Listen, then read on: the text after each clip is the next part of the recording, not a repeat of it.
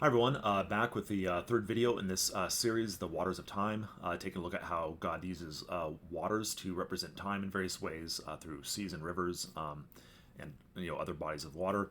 And we've already covered some pretty good ground in the first two videos. Now we're going to actually look at some typologies and stories, many of which you are familiar with, and seeing them from a whole new light as we see just the additional profound implications of what these things are referring to when we understand the deeper symbolism of the waters involved. And for example, we're going to be looking at the story of Exodus, which I know you are all familiar with, or most of you will be familiar with, the dividing and parting of the Red Sea. But we're going to see how this is really prophesying a greater Exodus, which is the dividing of the waters of time. And it's really related to God's plan for the end. Again, just to recap, the Exodus account conveys one of the greatest prophetic rehearsals in Scripture, and the far prophetic application and greater fulfillment of the Exodus narrative, the parting of the sea, is symbolic of the astronomical time-altering event of the 2022 reset and the seven thunders, which results in a split sea or split timeline. The parted sea represents the intersection of the normal duration years and the shortened years. We've talked about that in previous videos when we've looked at God's roadmap for the end and the timeline. This is understood better when looking at a comparative chart of the two timelines. And so we're going to kind of recap that. So on this chart here, we have starting from 2021 up to 2028 and 2029. We have these normal blocks, just standard years. Then underneath are just standard years as well, but it's offset from basically the anniversary of the flood because that was the appointed time essentially. But we know that really I don't want to get into the details of why it was changed from 2021 to 2022, but 2022 was really the initial appointed time back here. And so that was basically a very specific astronomical state. Again, this is just an icon representing that. This isn't actually the configuration of the planets, but basically the planets, the moon, the Earth were in a specific configuration, which represented a specific state on God's astronomical clock. And when the Lord finally speaks, here I'm showing it at the end of 2024. It might go a little bit into 2025 as well. At this point, we're still trying to, obviously we're waiting on the Lord to see how it resolves. And I've covered in my previous video called Accounts That Abound, I talk about how God has given us even more of an extension at this point. And so there might be a little bit of we might either come right up to the end of 2024 or overlap a little bit in the beginning of 2025. And so we're going to see, obviously, as God reveals these things, what He shows. It could, there could be another twist, like the 2022 reset that we're not aware of at this point that God has yet to reveal. But at any rate, I wanted to show this timeline because some of you may not have seen it, or it may just be good as a refresher. But basically, you have 7 standard years, which is the normal duration of the tribulation. Again, it should have ended in 2028. But God, as we read in Daniel 2:21, which is a reference to 2021, basically God says He would change the times and the seasons. So Daniel 2:21 is actually a prophetic reference to the year 2021, at least in the secondary or far application, when God would literally change the times of the end. And this is also obviously referred to in Matthew 24:22 when Jesus said, "Except those days should be shortened, no flesh should be saved, but for the elect's sake those days shall be shortened." It's also referenced in Mark. And actually the version in Mark I might do a separate study on because the way it's phrased in Mark is a little bit different than Matthew 24:22, and it conceals a different set of data that's still related to the same event, but from a different perspective, and it's pretty insightful. And so I might do a comparison between Mark and Matthew at some point just to show that. But at any rate, the Lord told us that He was going to shorten the tribulation period, or shorten the days of the end. That was something I think much of the church for a long time, for understandable reasons, just took it figuratively. That the Lord is just saying that the time of the end is not going to be longer than the appointed amount of time. But what we're learning in these last days, as God has generously but unsealing and revealing His plan, is that He was actually speaking literally. That He is literally going to shorten those days by changed the Earth's orbit on its axis and also changed in its orbit around the sun. And because of that, so there's still going to be 7 years, but instead of the 7 years that would have had to start back in 2021, if we're going to end in 2028, those 7 years are now being squished or squeezed, compressed or shortened, if you will, up to the point of the rapture. And actually, there's a hint of this too in Genesis 5:23, when it says all the days of Enoch were 365 years, or 365 years. It's really like a prophetic pun, if you will, or a prophetic play on words, because when the Enochs are taken, which is mentioned in Genesis 5:24, then it's the end of 365 years. And so God has given us a little bit of a word puzzle, if you will, in that passage, letting us know that when the church, who was prophesied in type by Enoch, is taken, that it's going to be the end of 365 years. So it's going to be a massive astronomical event. So you're still going to have the standard, the tribulation period, but it's going to now be compressed or shortened. And again, the end is 2028, but if you're on this timeline, so if you're on, let's say, this C, remember there's two C's, this is one C, this is the other C. If you're on this C, if you're left behind, or let's say you're Israel, or among those on the earth, you're still good. Like, by the time you get to the end of this, you're going to be like, okay, you're at the end of 2025, you're at the end of 2026, you're at the end of 2027, and 2028, 2029, 2030, 2031. So for you, the end, even though it's technically from an astronomical perspective 2028, for you, from your perspective, because of the alterations made to the solar system, it's going to be like you're going to find yourself in this transition period again. The end of 2030 and 2031 would be inside 2028, and so there's two timelines essentially. But at any rate, the reset basically is the seven thunders is this event where the two seas split essentially. And that's when God, it's also what conceals the 2022 reset, when God basically rewinds the planets, if you will, or his astronomical clock back to the appointed time position, just like we would turn back a hand on a clock.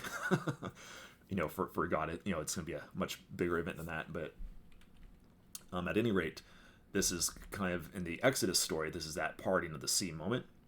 But what God revealed, though, too, as especially when He brought me to my last job at Oracle, where He basically created a diagram, if you will, of His plan for the end, is He showed not only is it this starting event that coincides with the 2022 reset, but it's actually really it's encapsulating the entirety of the both timelines from start to end, like basically like tunneling through, if you will, through these timelines to get to the end, where God's going to resolve or re-merge the seas, if you will, essentially at the end, just as the seas collapse back in on themselves at the end of the Exodus.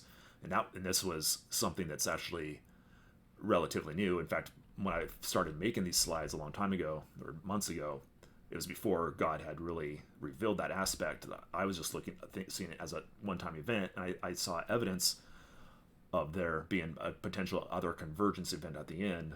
But what God basically revealed through this diagram He created at Oracle, and also through the studies that He led me through in His Word, is that, yeah, there is this starting event, but it's actually better understood as seeing it as the entire duration being God splitting the seas, if you will, because again, the seas time is going to collapse back in itself, or basically these timelines are going to merge back together essentially when the Lord returns at the second coming at the end. And so it's a massive time splitting event. But now, with that in mind, we're going to see as we go through this how that plays out. The time splitting typology begins by the sea. Speak unto the children of Israel that they turn and encamp before Behaharoth, between Migdol and the sea, over against Baal Zephon, before it shall ye encamp by the sea. And so we have a reference to being by the edge of the sea. And here we see the chariots pursue the children of Israel. This is also covered in the Revelation series, but basically the number of chariots used by Pharaoh to pursue the children of Israel provides a clue as to the timing of the greater Exodus. Chariots are symbolic of empires, and Egypt is symbolic of the world. And so basically the time, which is represented by the number 10, of the world's empires would come to an end at the conclusion of 6,000 years, or 600 times 10 on the onset of day 7. And that just goes back to God's millennial calendar, right? Like at the end of day 6, or the end of 6,000 years, is the end of the Egyptian chariots, or the world empires, because then after that it's going to be the millennial reign of Christ. It's going to be God's empire, or God's kingdom, really, which is at the onset of day 7. And so at any rate, that's being prophesied essentially in verse 7 here of the Exodus story. And he took 600 chosen chariots and all the chariots of Egypt, so it's talking about all the empires of the world essentially, prophetically, and captains over every one of them. And again, when you know that the amplifier for the 600 is time, which is represented by the number 10, you get that 6,000 years that's being referenced here, which is the end of the 6,000 years is the beginning of day 7, which again is shown here. You come to the end of 6,000 years, you're at the beginning of day 7. And then verse 13 references the 7 thunders, when God will cause time to stand still on the onset of the 2022 reset. And again, we covered this in the very first video in the series, so I'll just briefly mention it again. But just in case, actually, I will read through it, because I think it'll be good to have it as a recap. And Moses said unto the people, Fear ye not, stand still and see the salvation of the Lord, which he will show to you today. For the Egyptians whom ye have seen today, ye shall see them again no more forever. Again, there's 44 words in this verse, which is significant because of these connections. It's verse 13, which is a link to the 7 thunders. And the point where it says stand still is word or phrase 10, which is again related to time. And we're going to see as we continue that this is prophetically related to that time reset event when God causes the astronomical clock to go back. After the standstill moment, the Exodus typology conveys a clue regarding the time reset nature of the 7 thunders. And Moses stretched out his hand over the sea, and the Lord caused the sea to go back, so we have a reference to going back now, by a strong east wind all that night, and made the sea dry land, and the waters were divided. A couple interesting notes, there's 37 words in this verse, which again is linked to that address for the 7 thunders in the end of the 2023 reversal. And it's verse 21, which is 3 times 7, so there's another reference to that as well.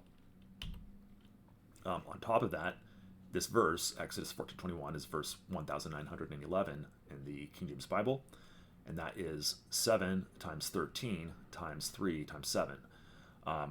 So the fullness, 7 being God's number for fullness, times 13, the fullness of the 7 thunders, and 3 and 7, obviously again a reference to that prophetic address.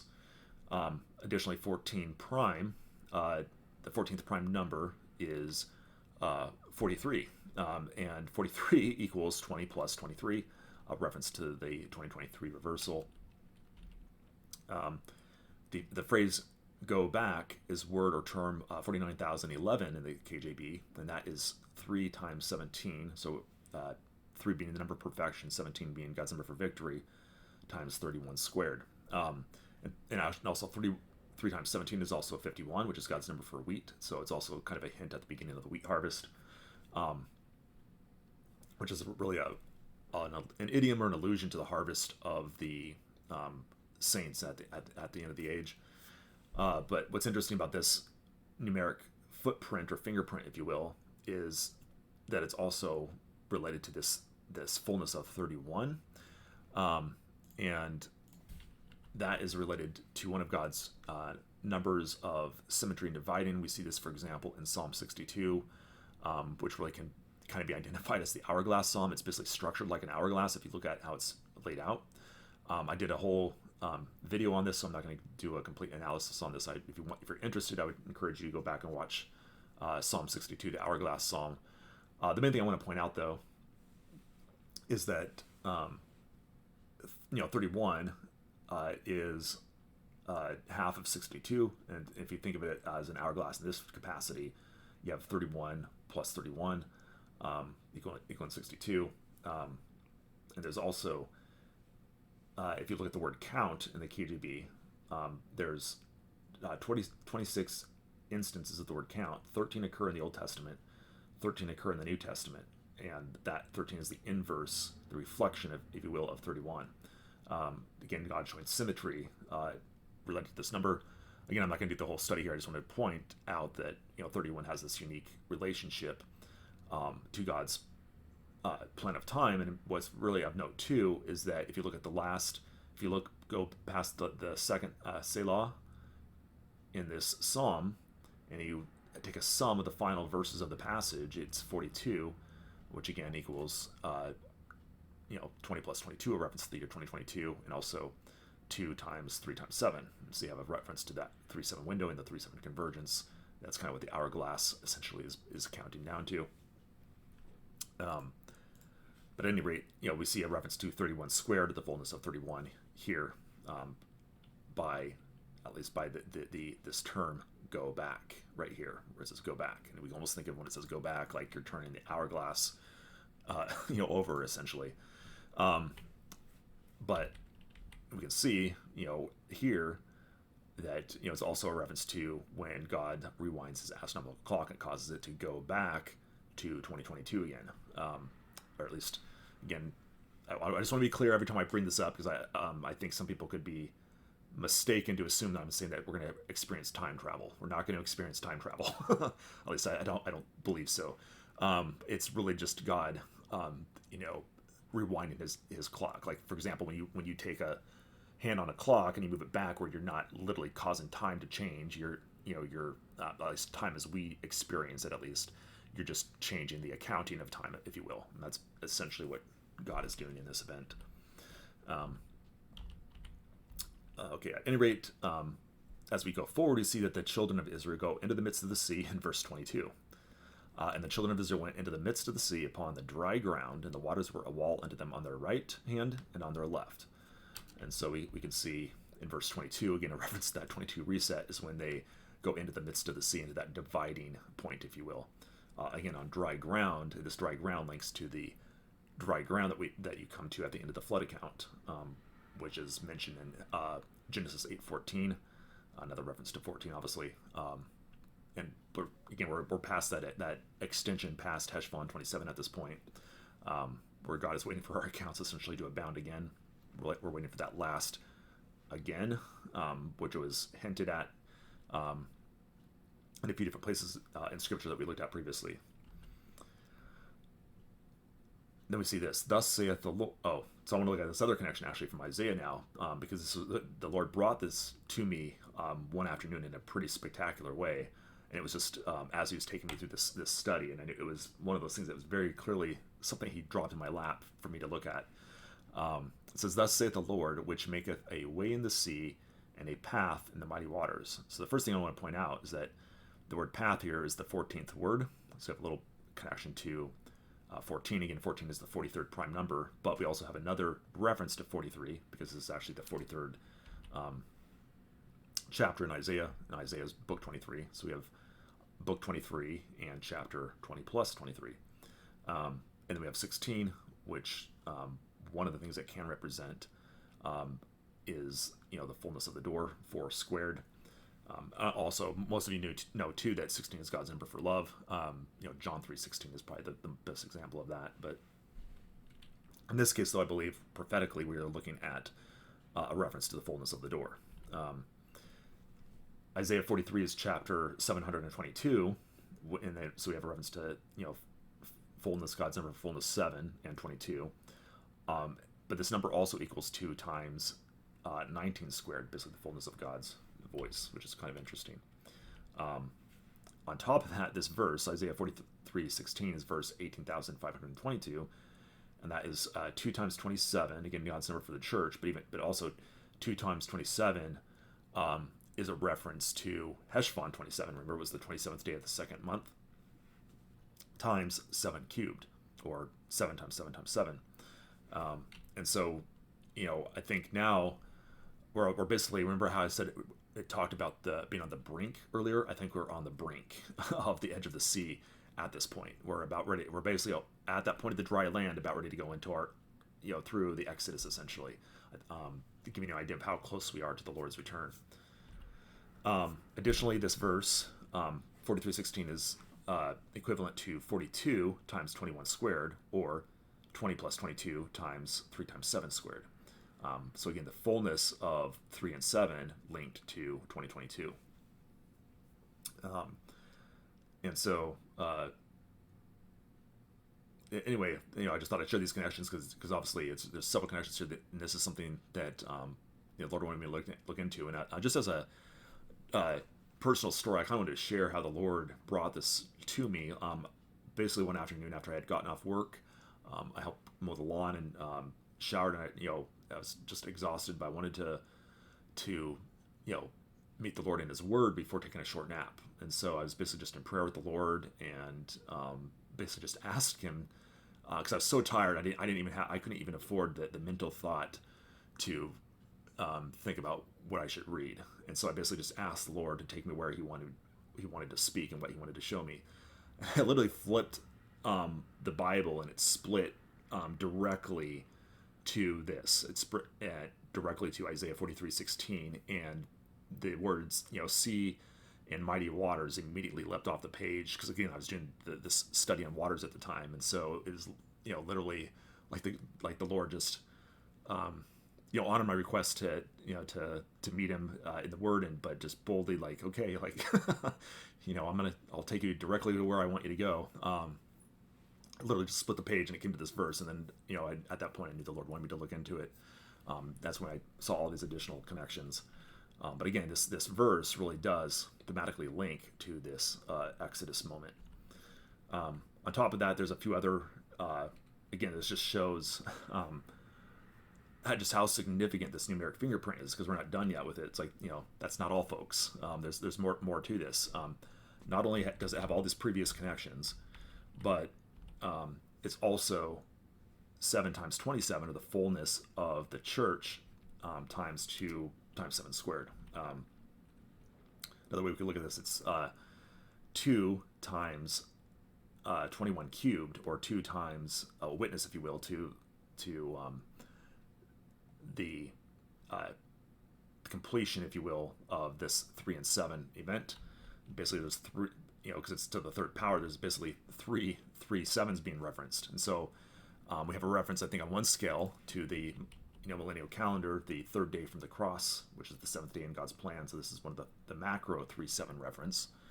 But then we have also a reference to the close of seal 3 and seal 7, which we talked about previously in the Revelation series, how these two seals are linked, and also the 3-7 convergence event of the 2022 reset of the 7 thunders.